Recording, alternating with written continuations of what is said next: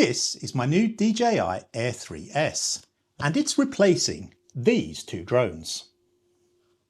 Today, I'm going to be unboxing this drone, but you don't want to see that. What you want to see is how well this drone flies, and more importantly, how good the image and video quality are. To do that, we need to go outside. Join me in a moment as we go to fly this drone.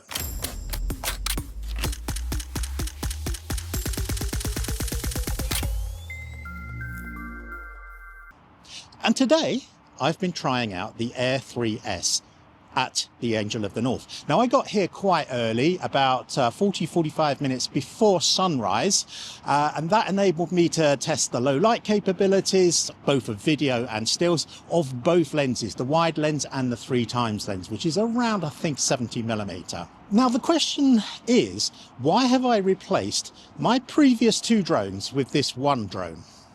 Now, the previous two drones that you saw in my little intro there were my Mini 3 Pro and my Air 2S. Now, under current regulations, the CAA regulations for the UK, and it's very similar in most countries around the world, you can only fly in city centres in built-up urban areas if your drone is under 250 grams. So that meant if I wanted to, say, take my drone to Newcastle city centre or fly it around Durham, I couldn't unless it was under 250 grams. That's why I bought the Mini 3 Pro. Now, we now have the Mini 5 Pro with the 1-inch sensor, which is a big leap up. But I did find that the Mini 3's sensor with that smaller sensor, less than 1-inch sensor, really struggled, particularly in low light. Some of the footage that I'll show you here was taken from the banks of the Tyne at sunrise, and it's not as good as it could be. Contrast that to some of the footage that I've got from the Air 2S at the same sort of time in Durham, where there was an area I could fly. I have an A2C of C, which meant that I could stay in urban areas so long as I was more than 50 metres from any uninvolved people. And at that time of morning, there literally is no one around, and I was flying over water. And the video quality of the Air 2S 1-inch sensor is significantly better.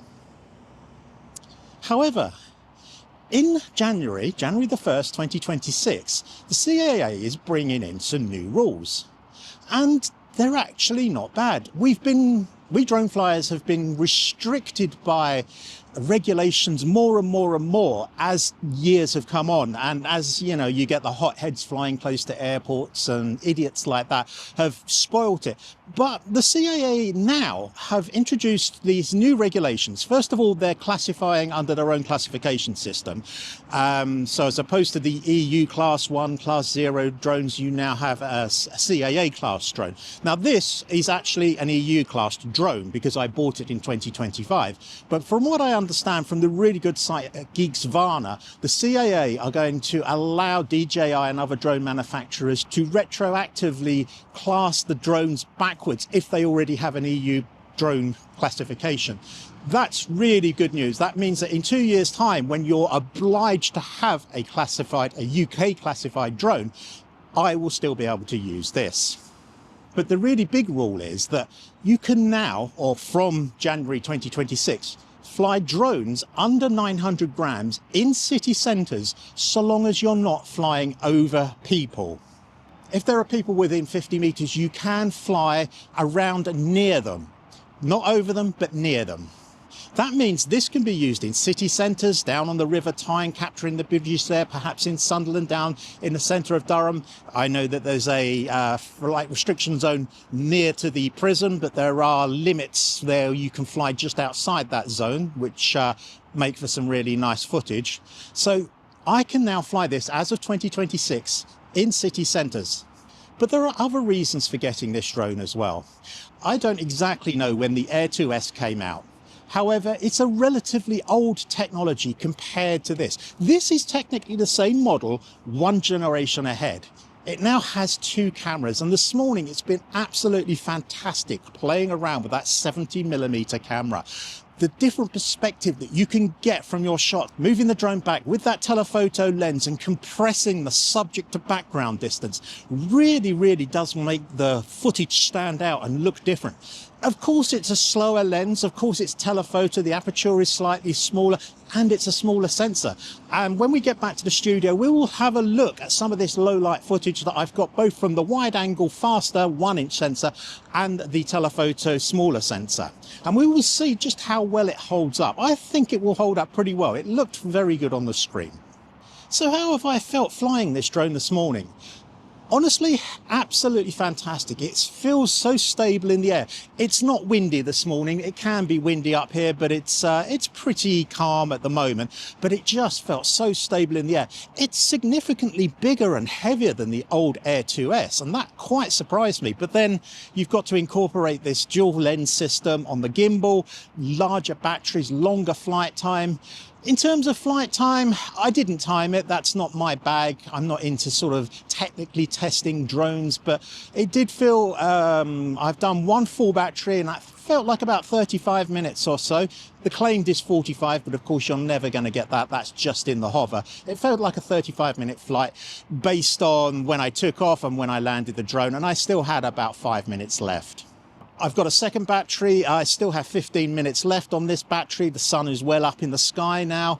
And when I finish recording this, I'm going to put the drone up and have a little scoot around, do a little bit more and play with it.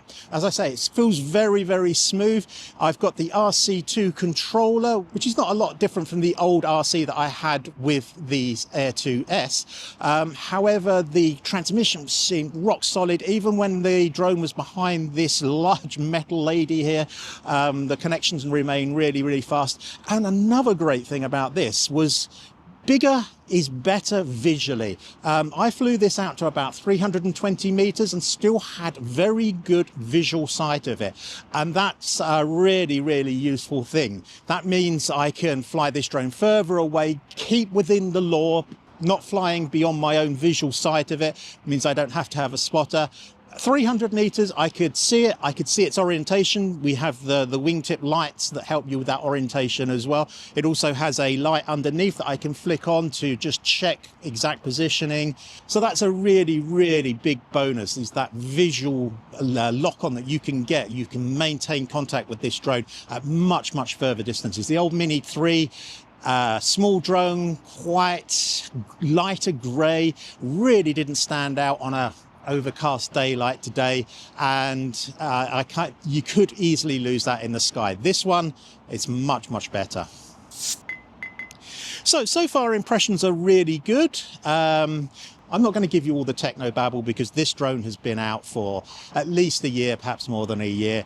There are plenty of videos out there giving you the specs, the memory on the controller, the memory built into this, the bit rates, all that sort of jargon. All I'm going to do is I'm going to take you back to the studio with me, and we're going to have a look at some of the photos and video that I shot with this drone this morning. So it's getting a bit cold here now. I'm going to take this drone back, drop these images into Lightroom and into DXO PhotoLab. If you remember, I'm on a journey with DXO PhotoLab, and we'll have a little look at them, and also the footage in Final Cut Pro. I shot in D-Log-M, so we should be able to expand the dynamic range a little bit. I also shot in auto mode. I haven't got my feeling for the exposure yet, and auto mode gives you the maximum dynamic range. I'm still not sure how easy it is to read and set the shutter speed in auto mode by using neutral density filters that are supplied with the camera. Those neutral density filters will cut down the light and reduce the shutter speed, but in auto mode as it stands, you don't see the shutter speed, which is a bit of a problem. However, there might be ways around that. I literally got the drone a couple of days ago. I literally opened it yesterday, so we'll see whether there's a workaround, whether I can actually see that shutter speed in auto mode and then pop on the most appropriate neutral density filter. So it's getting cold. I'm going to head back, drop this into DXO PhotoLab and Lightroom, and I'll see you in the studio.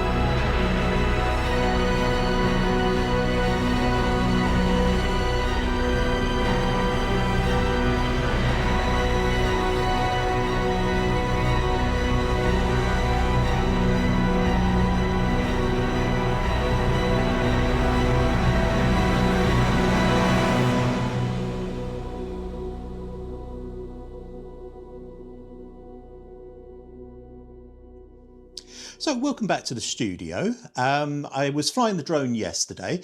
The lighting was really quite tricky, which has made it quite a good test for this particular drone. Now this look at this drone is not a technical review. I don't really do technical reviews. I try to look at using equipment in the real world, and that's pretty much what I was doing yesterday. The drone itself is quite simply the best drone I've ever owned. It was so stable, it's so sturdily built. It's a big old drone compared to the old Air 2S and certainly to the Mini series. My first drones were the Phantom 3 and Phantom 4, which were significantly bigger. But however, for a modern drone, it is quite a large size. However, it is under that very important 900 gram limit. I believe it's around 700 grams. Again, I don't particularly look heavily at specs. Flying yesterday, it was absolutely a delight to fly. It's so stable, it just moves through the air with momentum, which is something the smaller drones don't have. When you come back off of the stick slowly, the lighter drones seem to sort of stop very abruptly, whereas the bigger drones like the Air 3S have a little bit of momentum and just slow down and stop, and it just gives a much better looking video. In terms of the images, the very early ones before the sunrise, they were shot at around 1100 to 1600 ISO. As I mentioned yesterday, everything was done on automatic, and one of the things I haven't done yet is reduce sharpness and noise reduction, which is something I will do, and I always do, but I just hadn't got round to doing that yesterday.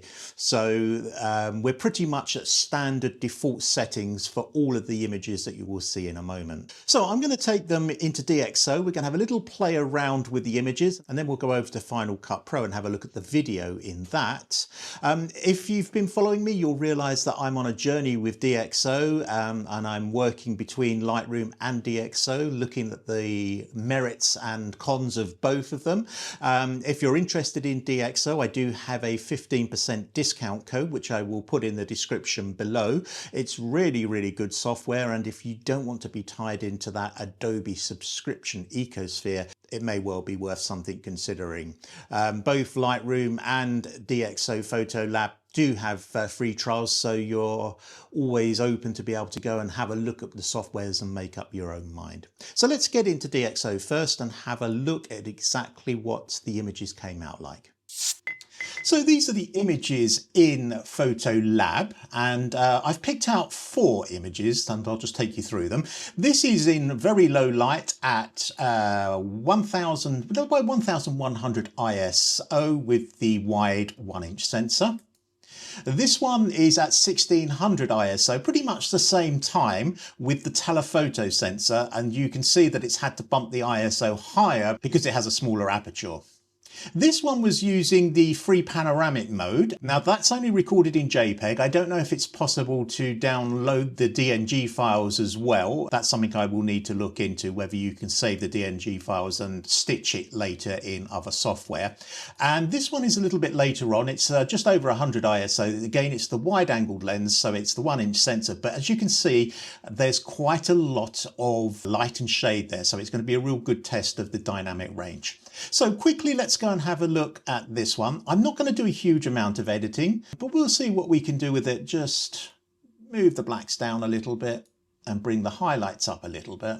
And then we'll bring the midtones up and then we'll bring the shadows up a little bit to give us a little bit of extra there.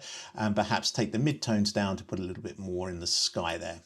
So as you can see, that's quite grainy. However, if we pop on the denoising and use D' XD XD2S in PhotoLab and see what that does, and that's definitely cleaned it up. I think we reduced the luminance a little bit and reduced the force details a little bit.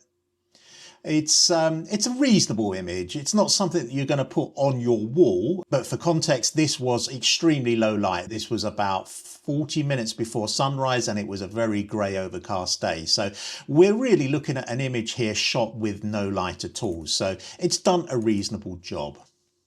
So if we go to the telephoto version of it, and I zoom in, you can see that is significantly noisier. I'm not going to do an awful lot of editing with this. What we will do is just pull the blacks down a little bit. Because of these high ISOs, they're not particularly malleable in editing. But what we will do is just see if we can get a decent image. We'll pull the shadows up a little bit and the mid-tones down a little bit. And the image actually looks rather nice, but it is, of course, very, very noisy. So if we again pop on, we'll use the DXO Prime XD XD2S noise reduction. This is DXO AI noise reduction, and it's done again a pretty reasonable job. If I switch that off and switch that on, that has done a pretty decent job. In a previous video, I looked at noise reduction, the AI noise reduction in Lightroom and DXO Pro RAW. And my conclusion was that DXO Pro RAW actually reduced noise better than Lightroom. However, in PhotoLab, it doesn't seem to work quite as well. And I need to investigate just why that is. The noise reduction just doesn't seem as powerful as it is in Pro RAW. So that's something I'll have a look a little bit later. But again, that's for social media and small prints, that's a perfectly acceptable image once you've done a little bit of work on it. So this is the JPEG, and this is using the free panoramic mode, which is very, very easy to use. And it actually looks pretty good. I'm not going to do a whole lot of editing with it because it is a JPEG. I'll just bring the exposure down a little bit perhaps, and the highlights to give a little bit more definition in the sky. We'll crush the blacks to give it a little bit of extra contrast, and perhaps just pull the shadows up a touch like that. And if we zoom in, yeah, that's a pretty decent image. I think it was shot, it's at 100 ISO, so it's low ISO and it's a multi-image stitch. But again, the light wasn't fantastic at this particular point, so I think that's a pretty decent image. And as I mentioned, I haven't reduced sharpening or noise reduction either for image or video at the moment, but that's something I need to do because DJI do tend to over sharpen and over noise reduce their images. So that is something I need to get sorted out and changed. So let's finally have a look at this image, and this was actually a demonstration of the fact that the gimbal actually goes up quite high, so you can elevate it in the tilt up quite high. So this is actually taken from the drone at about 10 meters height and the gimbal pointed up, and of course it's quite underexposed. You've got this big contrast between the sky and the angel herself. It's 100 ISO, it's the wide-angled lens, so it's possibly the best level of quality that we can get. And I just want to have a quick look at dynamic range. So I think first thing we'll do is we'll bring the shadows up a little bit, not too much.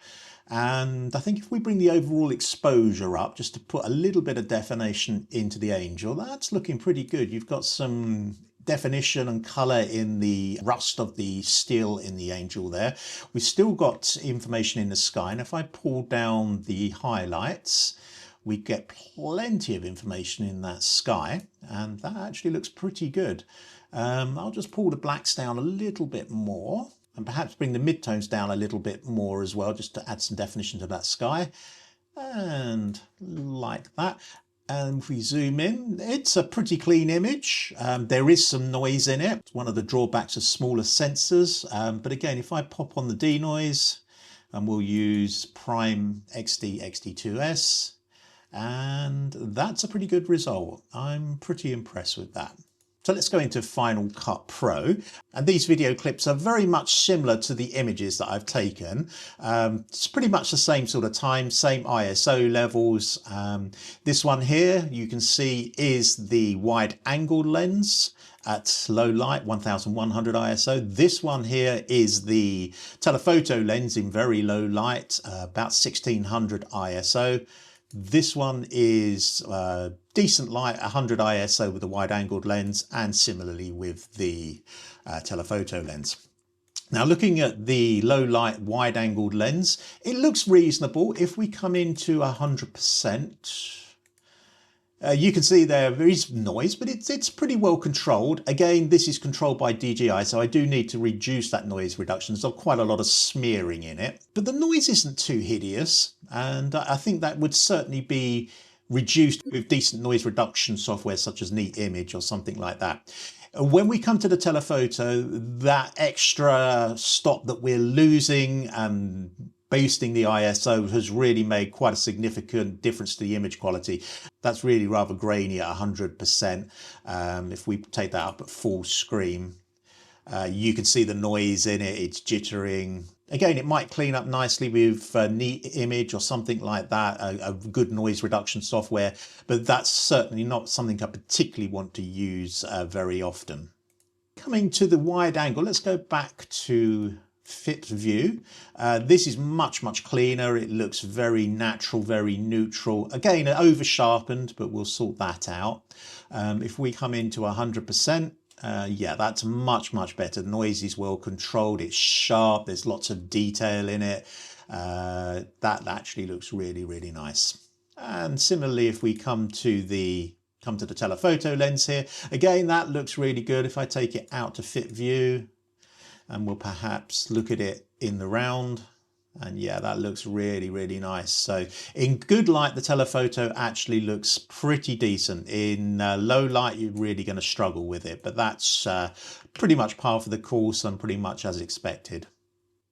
So as you can see, the images are pretty good. The lighting was pretty difficult. The dynamic range was really good, particularly on that last image where we've got that dark angel and the bright sky.